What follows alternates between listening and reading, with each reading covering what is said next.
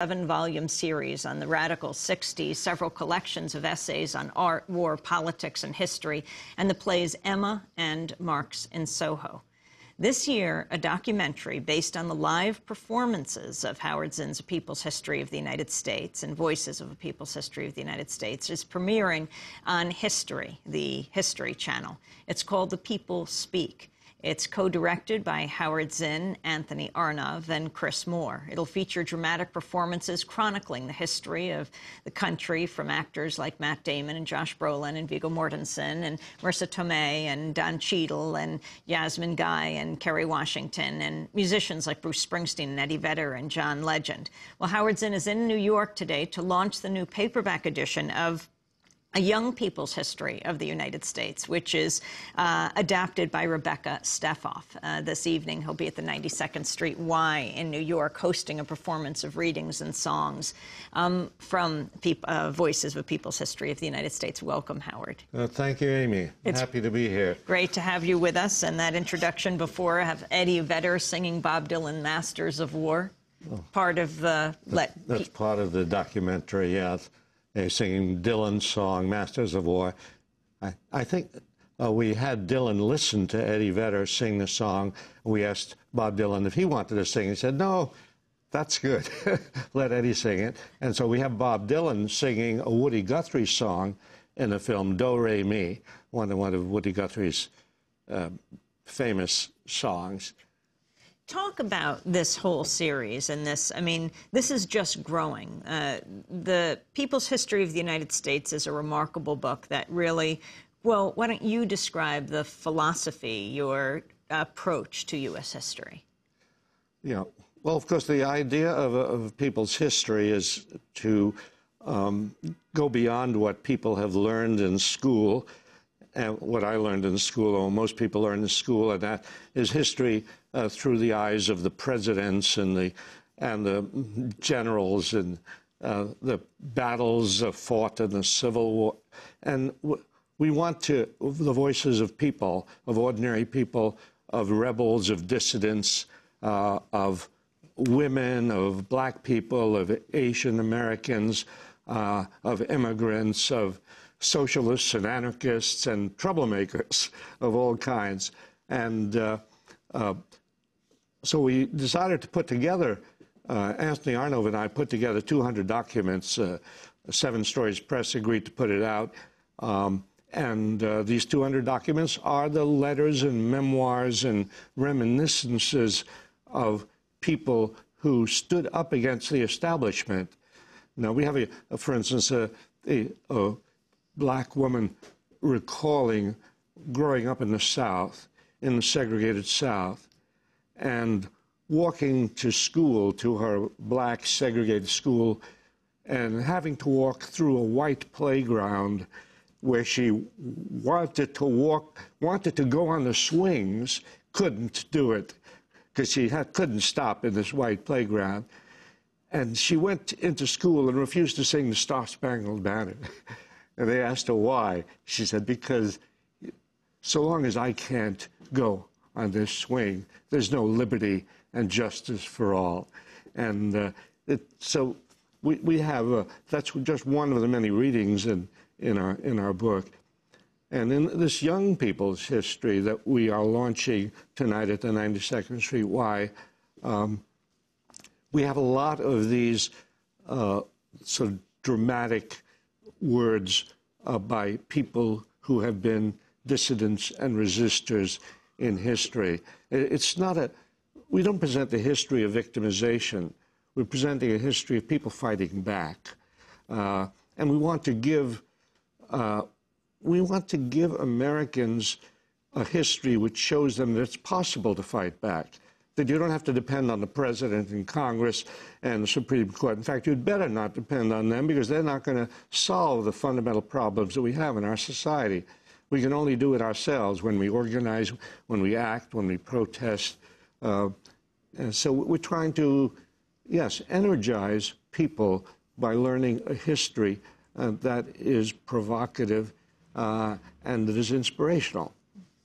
You write in the introduction to A Young People's History of the United States, over the years, some people have asked me, do you think that your history, which is radically different than the usual histories of the United States, is suitable for young people? Won't it create disillusionment with our country? Is it right to be so critical of the government's policies? Is it right to take down the traditional heroes of the nation, like Christopher Columbus, Andrew Jackson, Theodore Roosevelt?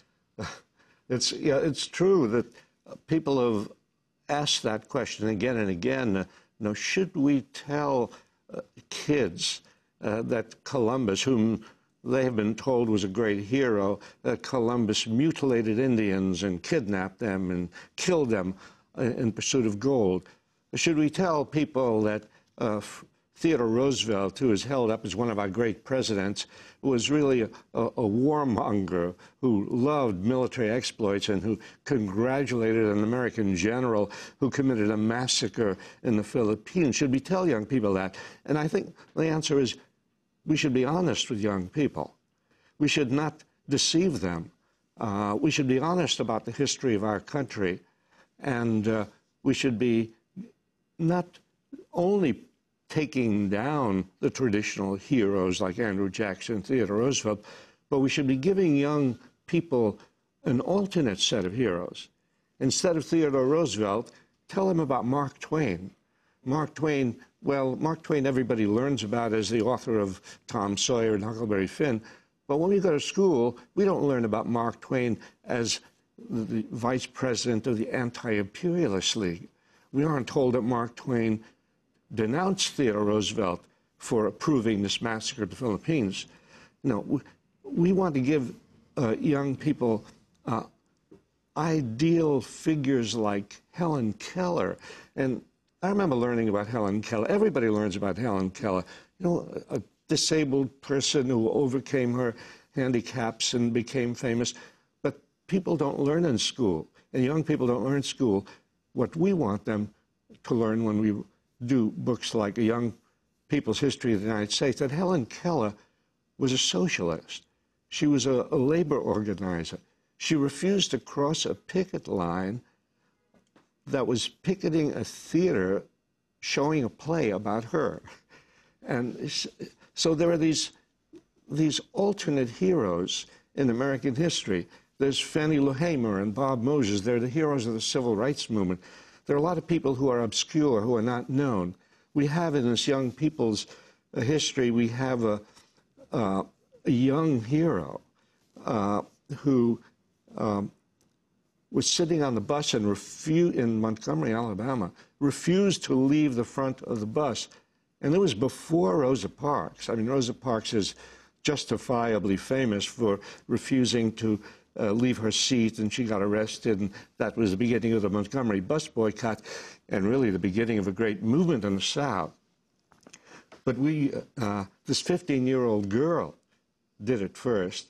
And so we have a lot of it. We are trying to bring a lot of these obscure people back into the forefront of our attention and inspire young people to say, this is the way to live.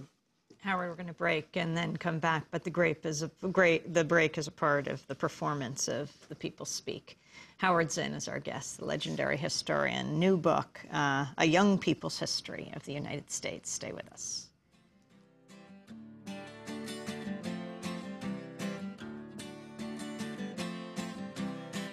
10 soldiers and Nixon's coming. We're finally on our own. This summer I hear the drumming for dead in Ohio. Better get down to it. Soldiers are cutting us down. Should have been done long ago. What if you knew her and found her dead on the ground?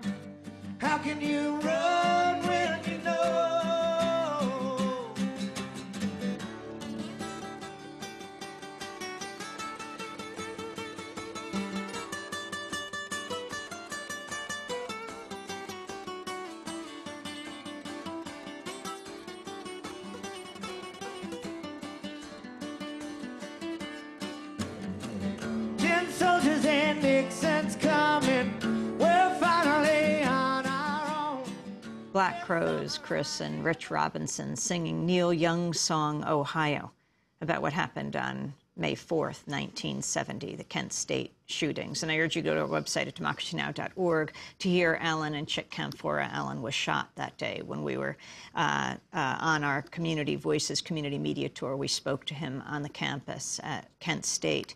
And tomorrow, May 14th, is the anniversary of the Jackson State College, now Jackson State University shootings in Jackson, Mississippi, where the troopers gunned down 2 students. That one not often as remembered. Our guest today is Howard